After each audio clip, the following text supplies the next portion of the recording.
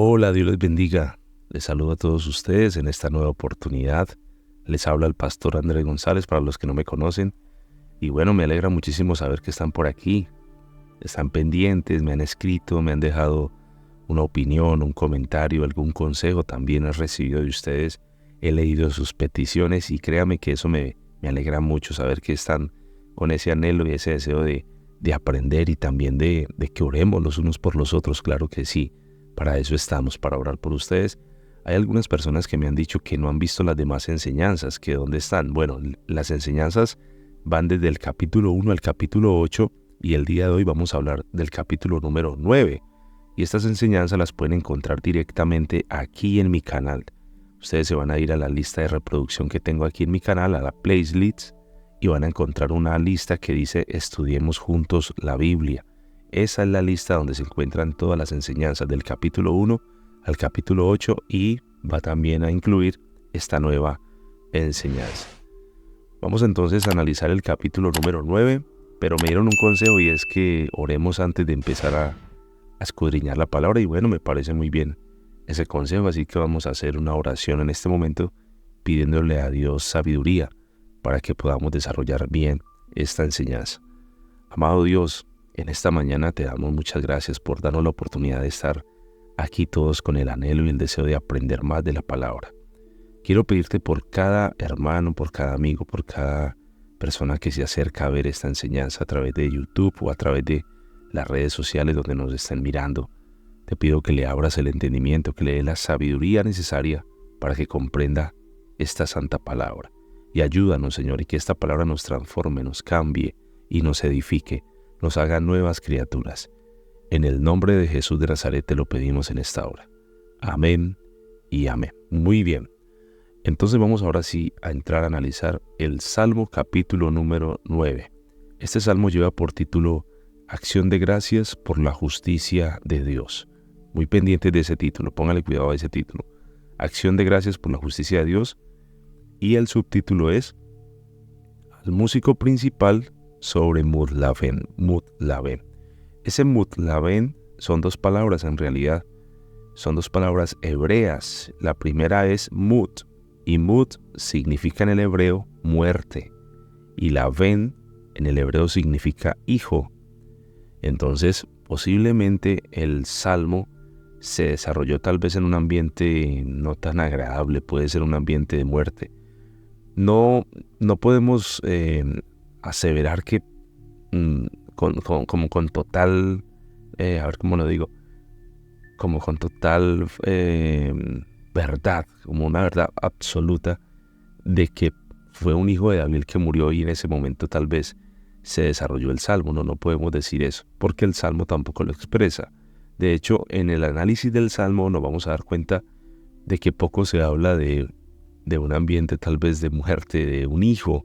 Se habla de los problemas y que ha tenido David, como en los capítulos anteriores, pero no se habla específicamente de un hijo. Entonces, vamos a dejarlo allí como que era un ambiente más bien fúnebre que el músico principal debía empezar a tocar. Nosotros los músicos sabemos que hay algunas melodías que son más tristes, que cuando las comenzamos a tocar, pues eso evoca unos sentimientos más de tristeza. Es lo mismo que puede pasar aquí en este salmo, que el músico cuando recibía el salmo sabía que las melodías, las tonalidades del salmo y también los instrumentos que se iban a usar debían evocar un poco más de tristeza.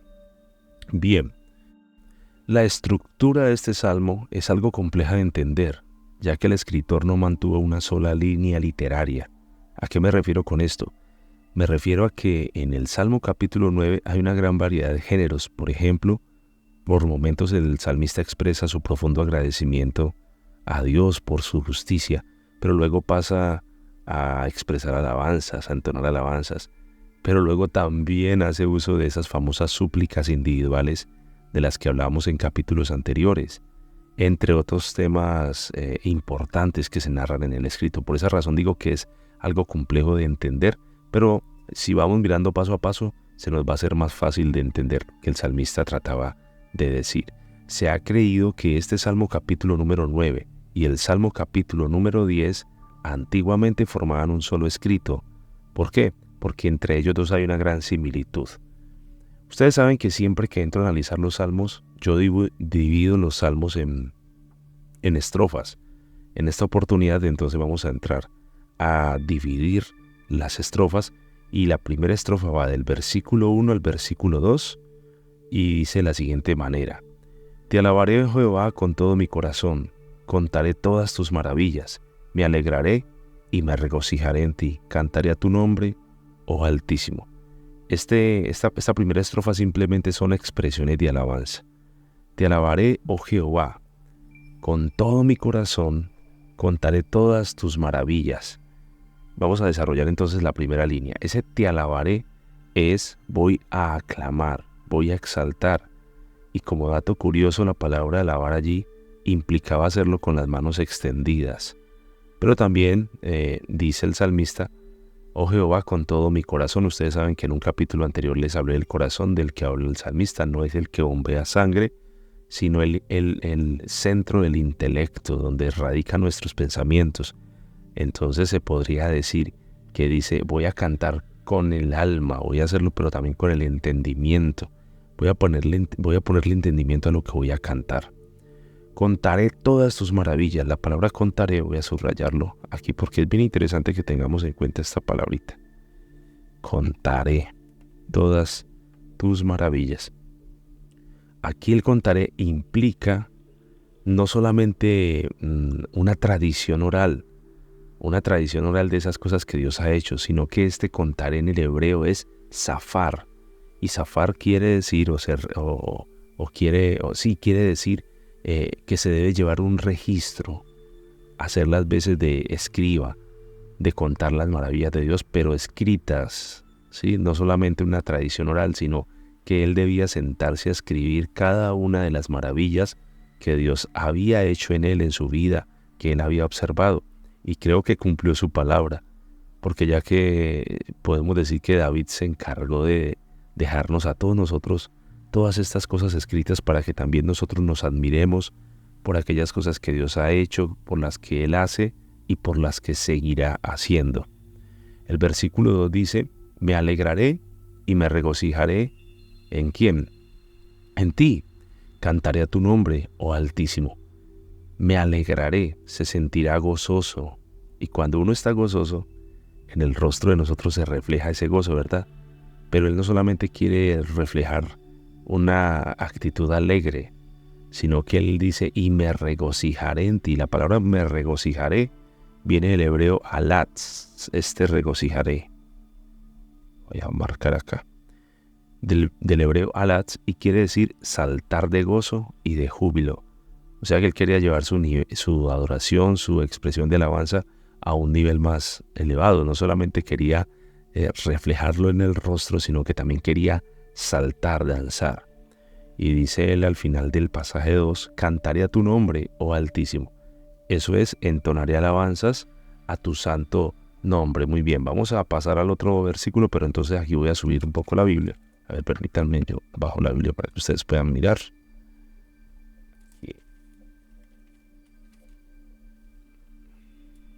Aquí, así.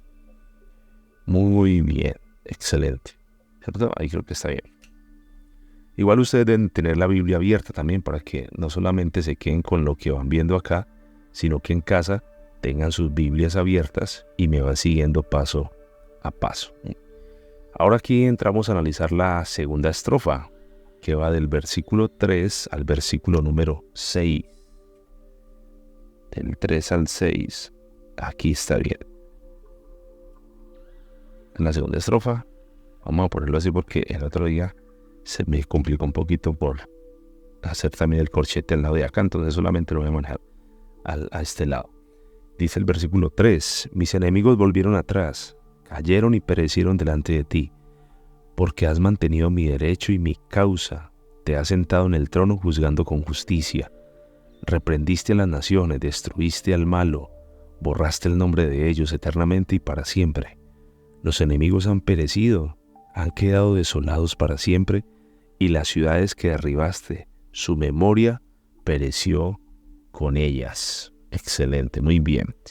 En este pasaje o en esta estrofa el salmista está expresando las razones por las que debe alabar a Dios. ¿Por qué alaba a Dios? Muy bien, él alaba a Dios porque sus enemigos volvieron atrás.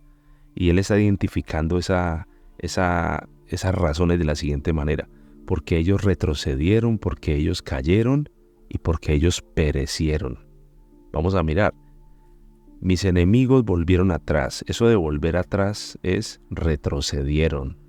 Pero hay algo bien interesante aquí, y es que eso de volverse atrás es que ellos comenzaron a caminar hacia atrás. O sea, no miraban hacia atrás mientras estaban caminando, sino que iban como cuando uno está muy asustado, que uno empieza a dar pasos hacia atrás. Y cuando uno está dando pasos hacia atrás, es muy posible que suceda lo que dice acá en la parte B del versículo 3. Cayeron y perecieron delante de ti. ¿Por qué se cayeron? ¿O por qué se tropezaron? Porque no tenían sus ojos puestos atrás. Entonces, mientras iban caminando, seguro encontraron algún obstáculo, alguna barrera, y se cayeron. Eso es algo metafórico, ¿no? ¿Por qué cayeron? Se caen porque no tienen sus ojos puestos hacia atrás, sino que están mirando hacia adelante. Y cuando alguien intenta caminar hacia atrás, es muy posible que se tropiece. Y en esa caída, según el salmista, ellos perecieron, así lo dice él. O sea, perdieron la vida. Mis enemigos perecieron. Ese perecieron es desaparecieron, se murieron, no quedaron en pie. Versículo 4 dice: porque has mantenido mi derecho y mi causa. Esta frase puede traducirse como: porque has dado un veredicto favorable a mi situación, me has hecho justicia. Esto es lo que dice la primera línea. La parte B del versículo 4 dice: te has sentado en el trono juzgando con justicia. Aquí vemos la imagen de un juez que se sienta en su trono para impartir justicia. Algo similar a los jueces terrenales que, al entrar al recinto donde ellos hacen pues todo este tema de sus juicios, todos los que están allí se ponen de pie y nadie toma su asiento hasta que el juez se haya sentado. Eso es un sinónimo de autoridad y de respeto. Eso es más o menos lo que dice allí el salmista. El versículo 5 dice: reprendiste a las naciones, destruiste al malo, borraste el nombre de ellos eternamente y para siempre. Ese reprendiste se puede traducir como que ha exhortado. Y en una versión más antigua dice que ha regañado. ¿A quiénes ha exhortado? Aquí va la respuesta. Reprendiste a las naciones. Vamos a subrayar la palabra naciones.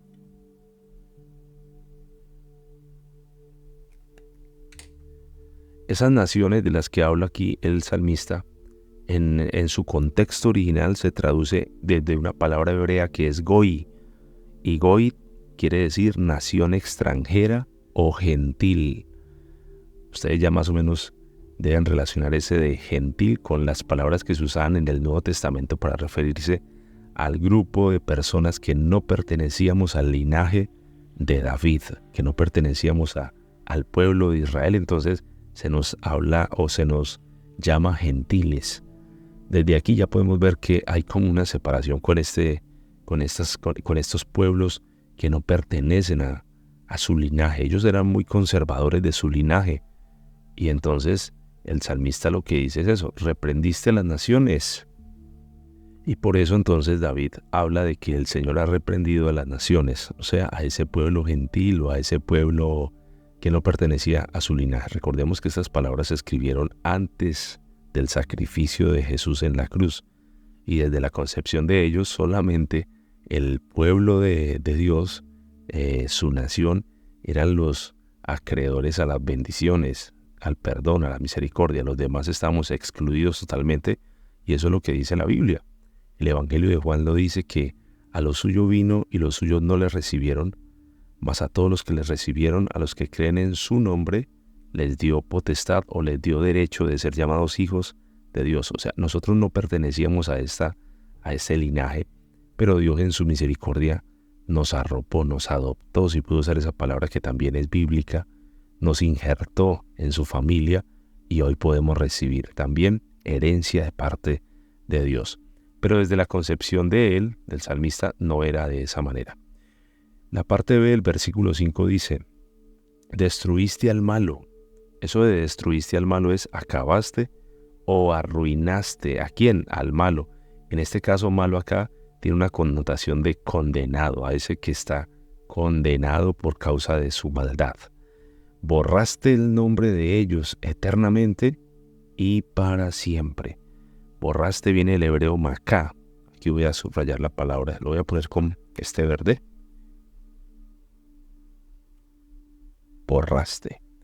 Viene el hebreo macá, que quiere decir deshacer. Eternamente y para siempre. Eso significa desde la antigüedad. Y por siempre sus nombres van a ser exterminados. Es lo que le está diciendo, eternamente y para siempre. O sea, en los tiempos, en los años, en los siglos, no van a ser recordados estos malos por sus obras. Versículo 6. Los enemigos han perecido, dice. Han quedado desolados para siempre. Y las ciudades que derribaste, su memoria pereció con ellos. Los enemigos han perecido y han quedado desolados para siempre. Vamos a entrar a analizar eso de que ellos han perecido, han quedado desolados, es arruinados. ¿Por cuánto tiempo? Para siempre. Y alude en hebreo a los tiempos más lejanos y los tiempos más remotos, tanto en el pasado como en el futuro. Eso de que han sido arruinados para siempre está hablando del pasado y está hablando del futuro. De eso es que está diciendo el salmista aquí en el versículo número 6. Y las ciudades que derribaste, voy a encerrarlo aquí con el lápiz, las ciudades que derribaste, esa expresión alude a las muchas batallas que dio el libro en favor de su pueblo Israel. Seguramente el salmista hace memoria de las historias que le contaban sobre la destrucción de estas fortalezas. Por ejemplo, la muy famosa ciudad de Jericó, en donde sus grandes murallas fueron derribadas. Por esa razón, entonces, él hace alusión a ese recuerdo, diciendo, y las ciudades que derribaste, su memoria pereció con ellas. Es verdad. ¿Por qué? Porque la memoria es el recuerdo. Ese recuerdo viene del hebreo seker. En otras palabras, no se hace una conmemoración de estas ciudades perversas. No se hace una conmemoración de estos que han hecho lo malo. Entramos a analizar la siguiente estrofa, que va del versículo número 7 al versículo número 10. Aquí. Del 7 al 10. Ustedes pueden subrayar su Biblia, no tengan miedo de hacerlo. Ese es un consejo que ya les he dado. Tranquilos, Dios no se va a molestar por eso. Dice la siguiente estrofa. Pero Jehová permanecerá para siempre, ha dispuesto su trono para juicio. Él juzgará al mundo con justicia y a los pueblos con rectitud. Jehová será refugio del pobre. En ti confiarán los que conocen tu nombre, por cuanto tú, oh Jehová, no desamparaste a los que te buscaron. Eso de, pero Jehová permanecerá para siempre. Esta expresión es un contraste de lo que se venía diciendo, ya que en los versículos anteriores se habla de la ruina de las ciudades, pero aquí se va a decir que Jehová permanece para siempre, o sea que Él es estable. Él es mucho antes de que el ser humano fuese. Es más, a nosotros se nos hace muy difícil imaginar que Él nunca ha tenido un principio, porque nuestra mente finita nos lleva a creer que todo tiene un principio, pero en Dios esta regla no se cumple. Él no ha tenido un principio y Él no va a tener un final. El Señor prevalecerá como juez eterno. ¿Para qué? Para juzgar al mundo con justicia y a los pueblos con rectitud. Pero Jehová permanecerá para siempre. Qué bonito poder entonces entender eso que dice allí el salmista. El Señor siempre va a permanecer. Los hombres pasamos, los tiempos pasan, las cosas cambian, pero Dios nunca cambia. Ese es uno de los atributos de Él, que Él es inmutable, no cambia. Jehová permanecerá para siempre, versículo 7, ha dispuesto su trono para juicio. Ese dispuesto aquí es que Él ha establecido, que Él ha preparado. ¿Qué ha preparado? Su trono para dar su veredicto. Aquí volvemos a la imagen entonces de ese juez que se sienta sobre su trono y que todos están de pie mientras él ingresa al auditorio para tomar decisiones en contra pues de este que ha sido acusado. Ha dispuesto su trono para juicio. El versículo 8 dice, Él juzgará al mundo con justicia y a los pueblos ¿con qué? Con rectitud. Él juzgará al mundo con justicia. Esa expresión es, Él pronunciará su sentencia con equidad sobre los pueblos. Es decir, quien merece ser castigado, esa será su sentencia. Y quien merece ser perdonado, pues también va a recibir perdón de parte de ese juez. Ahora, ¿cómo se recibirá ese perdón?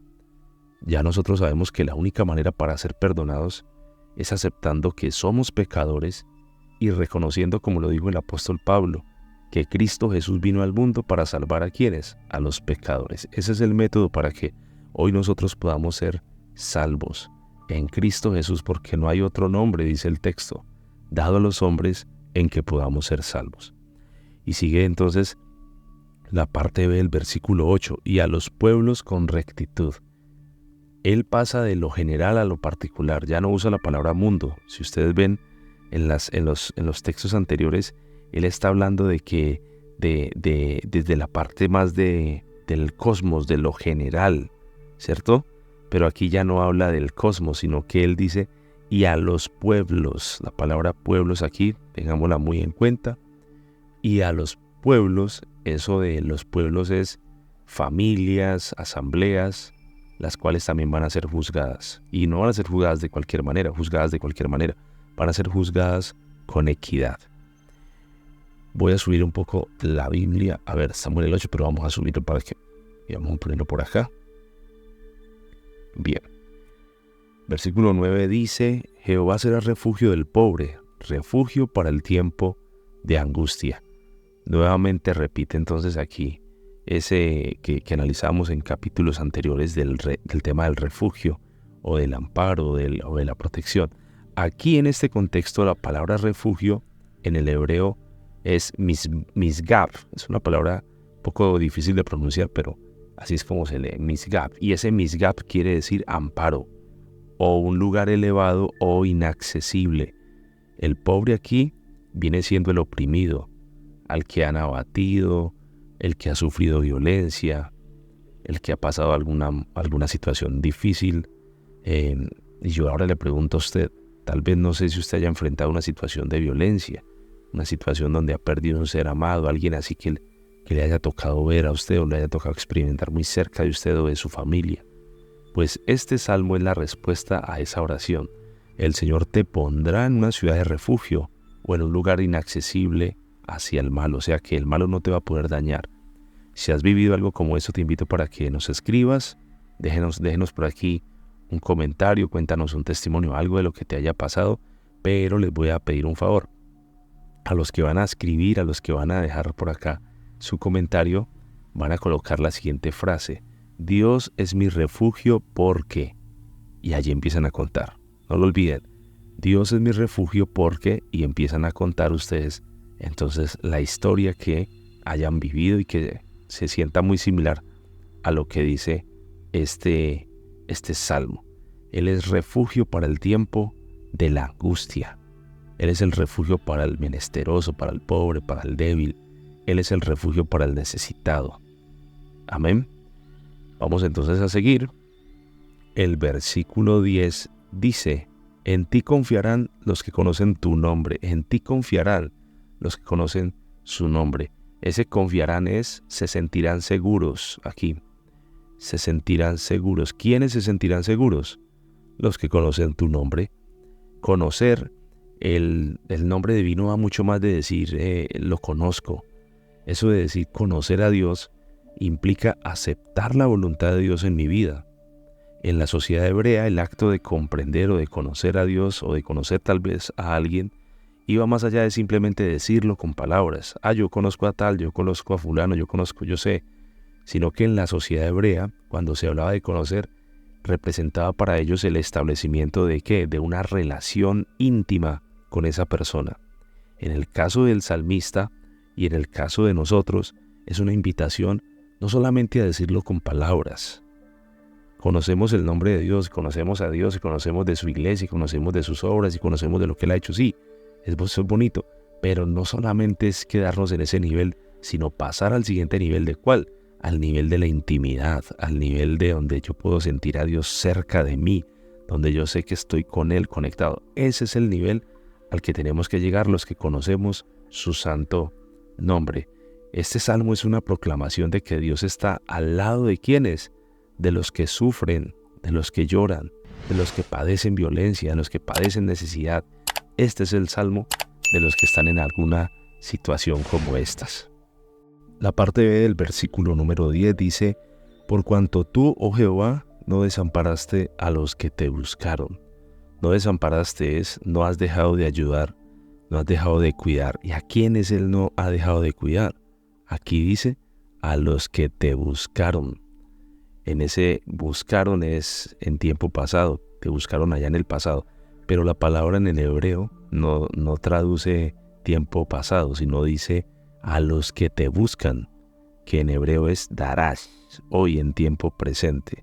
Él ayuda a los que le buscan. Qué bueno poder dejar esta palabrita por aquí subrayada. Dios ayuda a los que buscan su santo rostro. Vamos entonces a entrar en la siguiente estrofa, que va del versículo número 11 al versículo número 12.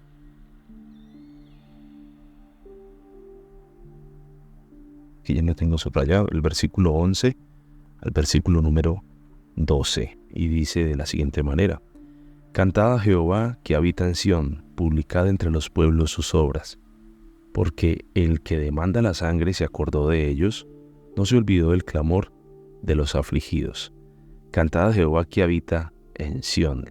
Luego de hablar acerca de que Dios no se olvida del que está en necesidad, el salmista hace una invitación a todos los que lo escuchan, para que alabemos a Dios quien mora en Sión, dice él.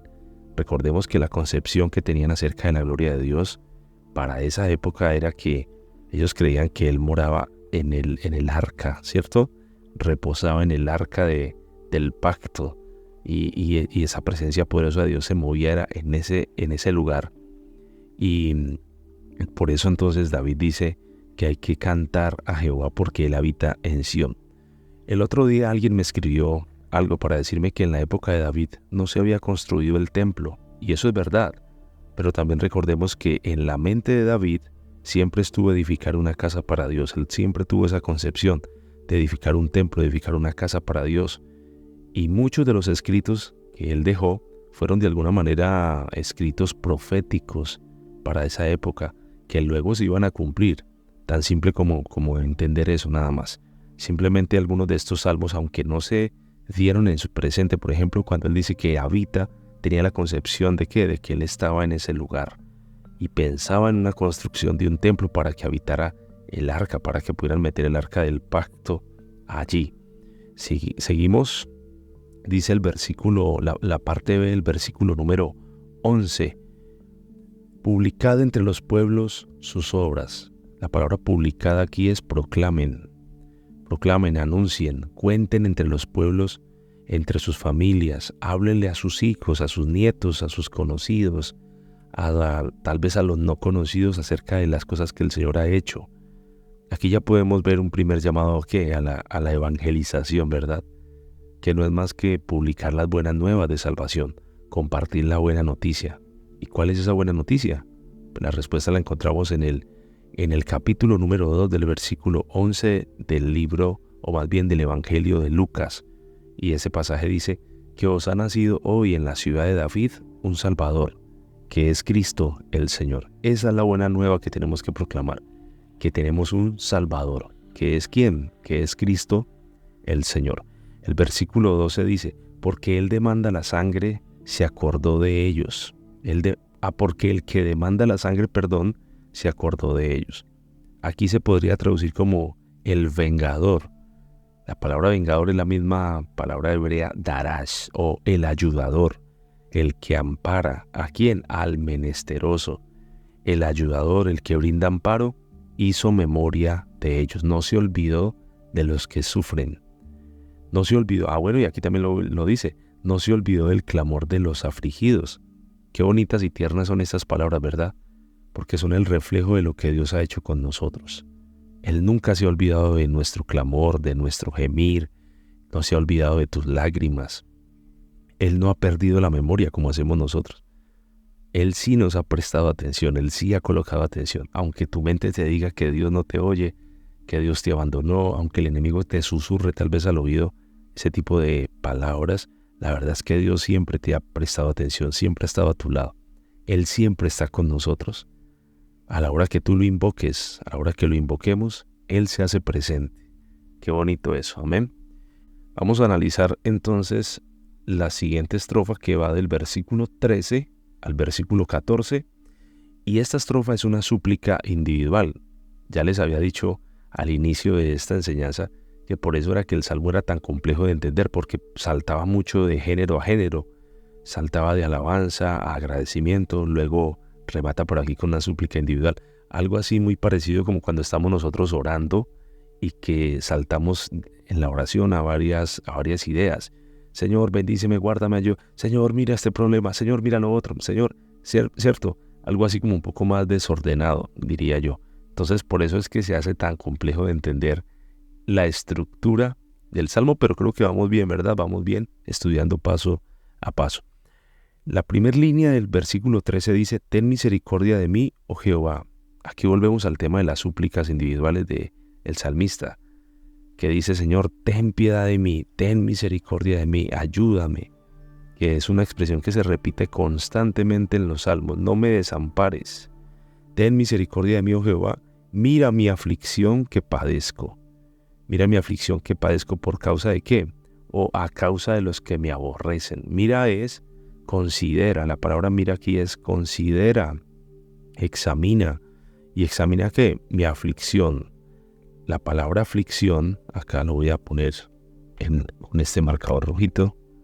La palabra aflicción, aquí en el hebreo, bueno, me disculpan que es que se me dañó la punta, lastimosamente se me dañó.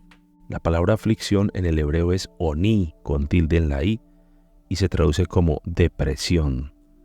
Entonces lo que está diciendo acá es examina, mira, considera mi estado depresivo. ¿A causa de quiénes? A causa de los que me aborrecen. Estoy en depresión, padezco depresión, ansiedad, angustia, a causa de los que me aborrecen, a causa de los que están siempre buscando mi mal. Y la parte final del versículo 13 dice, tú que me levantas de las puertas de la muerte. Pongámosle mucha atención a esa frase que dice el salmista, tú que me levantas de las puertas de la muerte. Él está afirmando que Dios lo levanta aún del umbral de las puertas de la muerte, o sea, a punto de fallecer, a punto de morir, Dios le ha levantado. Y seguramente lo dice porque él cada vez que salía a las batallas tenía que enfrentarse a estas situaciones. Por ejemplo, en el segundo libro de Samuel, el capítulo 21, el versículo 16, dice que David sale a la batalla. Y mientras sale a la batalla, se le aparece un gigante. Este gigante llevaba por nombre Isbi-Benob. Y dice de la siguiente manera el pasaje. E Isbi-Benob, uno de los descendientes de los gigantes, cuya lanza pesaba 300 ciclos de bronce, y quien estaba ceñido con una espada nueva, trató de matar a David. Hay una versión que leí hace un tiempo de este pasaje que dice que ese gigante golpeó con la espada en la cabeza a David y David quedó como muerto, o sea, lo dejó inconsciente. Pero cuando ocurrió esto, en la Reina Valera dice que aparece allí al instante un hombre llamado Abisai, y este vino para ayudarle, le prestó ayuda a David y mató al gigante y no dejó que el gigante le quitara la vida a su rey. Entonces por eso es que él dice, tú que me levantas de las puertas de la muerte, hace alusión a esos momentos donde estuvo a punto de perder la vida. Voy a subir un poco más la Biblia para que sigamos entonces analizando el versículo número 14. Para que cuente yo todas tus alabanzas en las puertas de la hija de Sión y me goce ¿en qué? En tu salvación. Volvamos a leer. Para que cuente yo todas tus alabanzas en las puertas de la hija de Sión y me goce en tu salvación. Eso de que cuente todas sus alabanzas, pues es simplemente el mismo verbo que habíamos hablado hace algún momento, de llevar un registro de todos los momentos en que Dios se ha glorificado en la vida de él. ¿Y dónde tiene que llevar ese registro o contar o expresar o hablar? Él lo dice, en las puertas de la hija de Sión. La expresión en las puertas de la hija de Sión, eso de que la hija de Sión es en la entrada de la ciudad santa. ¿Y por qué debía de ser en la entrada? Porque era el lugar más concurrido de la ciudad. En otras palabras, las maravillas de Dios no eran para esconderlas, sino para que todos se den cuenta de lo que Dios ha hecho. Aquí volvemos una vez más al tema de la evangelización. Hoy tenemos muchas maneras de decirle al mundo lo que Dios ha hecho. En este caso ustedes me están viendo a través de la internet y me gustaría mucho, qué bueno sería que muchas personas que escuchan esta palabra, que escuchan todo lo que Dios ha hecho, qué bueno que usted compartiera. Aquí le voy a dejar esa tarea, comparta esta enseñanza a través de sus redes sociales, envíen el link por WhatsApp, por Facebook, háblele a muchas personas de que estamos estudiando la Biblia paso a paso, para que ellos también puedan venir a mirar. Hay que compartir la palabra, hay que enseñarle a otros, hay que transmitirle a otros. No te quedes con esta enseñanza. Si tú recibiste hoy este día la enseñanza, por favor compártela con alguien que necesite escuchar estas palabras. Y termina diciendo, y me goce en tu salvación. Me goce es que Él pueda danzar con fuerza, que Él pueda girar, que Él pueda saltar de alegría. Esta buena noticia se debe compartir con alegría. Los cristianos somos el grupo más feliz que hay sobre la tierra. Nosotros no somos un grupo amargado. No mantenemos el ceño fruncido, no mantenemos como si hubiéramos sido bautizados en jugo de limón. Perdóneme que diga esto, pero es cierto, hay gente que no disfruta de su vida cristiana, mantienen amargados porque para ellos se les convirtió la vida cristiana en un manual de prohibiciones, y creo que debe ser todo lo contrario. La vida cristiana es el estilo de vida más feliz que puede existir en el mundo. ¿Por qué? Porque Dios nos ha libertado del pecado, Dios nos ha hecho nuevas criaturas, Dios nos ha transformado, Él ha perdonado nuestros pecados. Qué bueno entonces poder nosotros también hablar de esta salvación, pero hablarla con alegría. Me goce en esa salvación, que dance, que me regocije de saber que Dios me ha perdonado. Pasamos a la siguiente estrofa, y voy a subrayarlo por aquí, que va del versículo 15 al versículo número 18. A ver, por este lado, del versículo 15 al versículo número 18 va la otra estrofa, y dice de la siguiente manera esa estrofa. Lo voy a leer todo para que entendamos el contexto. Se hundieron las naciones en el hoyo que hicieron, en la red que escondieron fue tomado su pie. Jehová se ha hecho conocer en el juicio que ejecutó, en la obra de sus manos fue enlazado el malo. Y Gayón Selah. Los malos serán trasladados al Seol, todas las gentes que se olvidan de Dios, porque no para siempre será olvidado el menesteroso, ni la esperanza de los pobres perecerá perpetuamente. Entremos ahora sí a analizar eso de que se hundieron en el hoyo que ellos hicieron. Se hundieron, las naciones se hundieron en sus mismas trampas. Se hundieron los enemigos en los mismos planes que hicieron para atentar contra el salmista. Ya habíamos hablado de esto, creo que fue en el capítulo número 8, en el anterior, lo pueden mirar por ahí. Ya habíamos hablado de eso, si no estoy mal, creo que fue en el 8. Dice en la parte B, en la red que escondieron fue tomado su pie. En la red que escondieron fue tomado su pie. Eso hace tal vez alusión a que en los tiempos en que el salmista andaba con sus ovejas en el campo, seguramente aprendió a cazar. Puede ser que haya tenido la práctica de la caza y muchas veces tuvo que hacer uso de una trampa para atrapar a algún animal. Por eso conoce cómo se fabrican esas trampas y especialmente cómo se deben de camuflar esas trampas. Por eso lo dice, en la red que escondieron, ¿sí ve? Que camuflaron, fue tomado su propio pie. Versículo 16, Jehová se ha hecho conocer en el juicio que ejecutó. Aquí esto se refiere a que Dios ha descubierto su brazo de poder por ese veredicto que Él ha dado sobre los malos. Jehová se ha hecho conocer ha descubierto su brazo de poder. Ellos conocieron quién era el Dios de David. Claro que sí, los enemigos saben y conocen quién es el Dios de David y qué ha hecho este Dios por él, lo ha defendido. En la obra de sus manos fue enlazado el malo y termina con un Higaión Selah. En la obra de sus manos fue enlazado el malo, que estos cayeron en la mano de ¿quién? Cayeron en la mano de Dios. Volvemos a usar el tema del antropomorfismo aquí. Creo que en los salmos vamos a usar muchísimo eso. Y los ha tomado el Señor, los ha cogido el Señor. O sea, cayeron bajo el juicio divino de Dios. Higaión Selah. ¿Qué quiere decir el Higaión? El Higaión aquí Posiblemente se refiere a un cambio de tonalidad o a un cambio de volumen en el salmo. Esto en música nosotros le decimos modular o modulación, o sea, cuando cambiamos de una tonalidad. No estamos en música, pero lo voy a explicar. Estamos en do mayor tocando una canción, pero luego ya pasamos de ese do mayor a un re mayor. La misma canción en diferente tonalidad. Esto es lo que significa higaion, un cambio de tonalidad. Versículo 10, y el Selah, pues ya sabemos que es simplemente una pausa allí, ¿verdad? Y es una pausa reflexiva, donde él medita en lo que ha dicho y medita en Dios calmadamente y luego continúa. Versículo 17, los malos serán trasladados al Seol.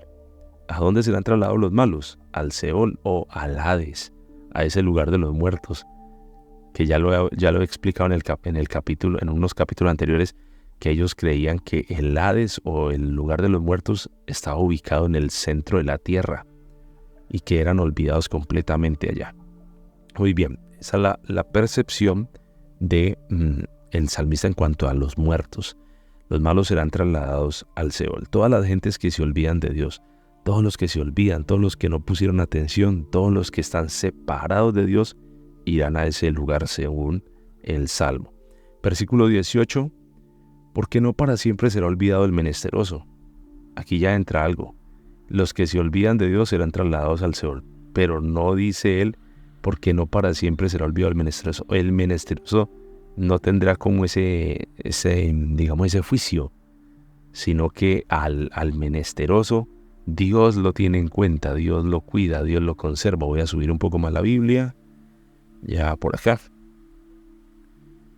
Y termina diciendo, ni la esperanza de los pobres perecerá perpetuamente, ni el anhelo de los deprimidos, de los que sufren, desaparecerá eternamente. Es lo que David dice. Vamos a pasar a la séptima estrofa y última, que va del versículo 19 al versículo 20. Ahí ya lo subrayé.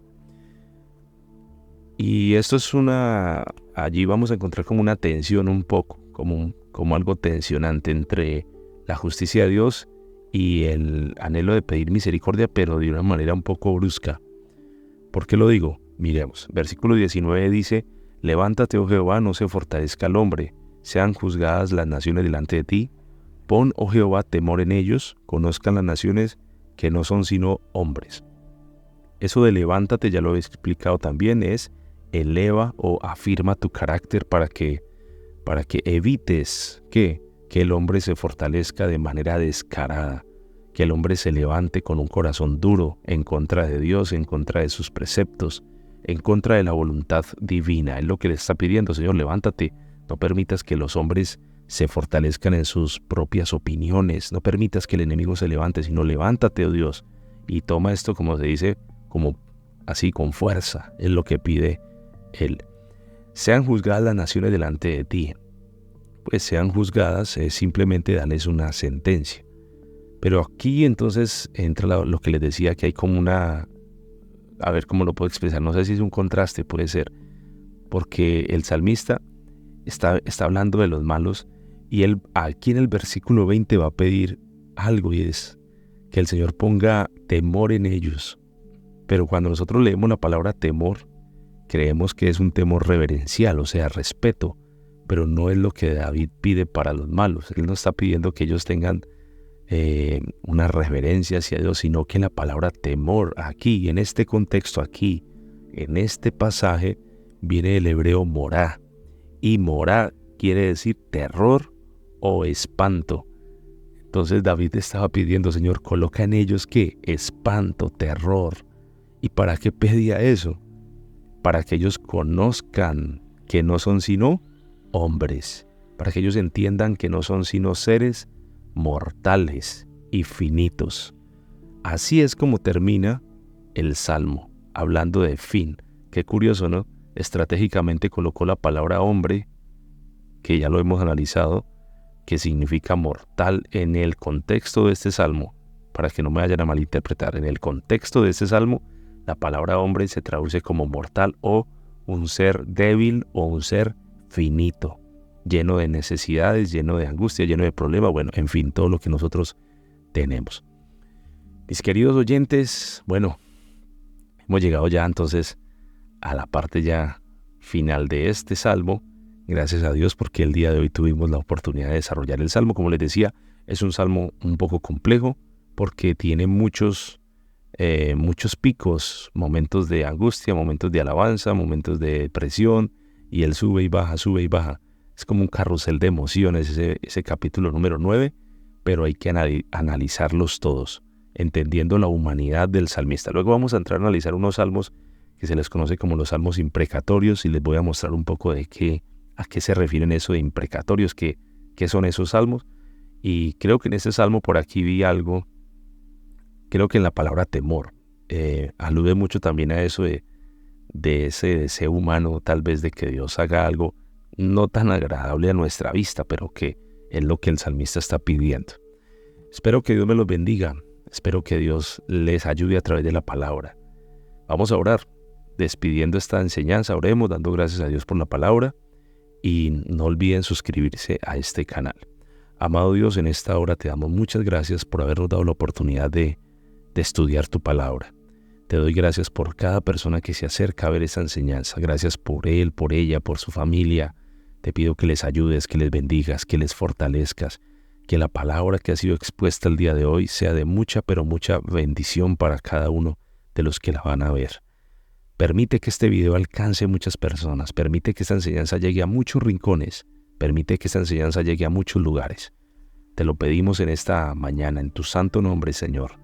Amén y amén. Muy bien, como siempre les digo, entonces no olviden suscribirse, activen la campanita de notificaciones, póngala allí, actívenla para que les llegue la notificación cuando esté subiendo el nuevo video. No es más, los espero en una próxima oportunidad, la próxima semana, siendo la voluntad de Dios. Bueno, antes de irme, ayer no pudimos subir la enseñanza, el día viernes no se pudo subir la enseñanza, y le decía a alguien que les iba a explicar las razones, y es que mi amada esposa está a punto pues de dar a luz. Ya viene mi segunda hija, mi segunda bebé, y por esa razón no he estado como aquí esta semanita, el día de ayer subiendo, porque estábamos un poco ocupados. Pero bueno, esperamos seguir con estas enseñanzas, y ore mucho por nosotros. Dígale a Dios que me dé mucha sabiduría para seguir enseñándoles a ustedes la palabra. Que Dios me los bendiga. Chao, chao.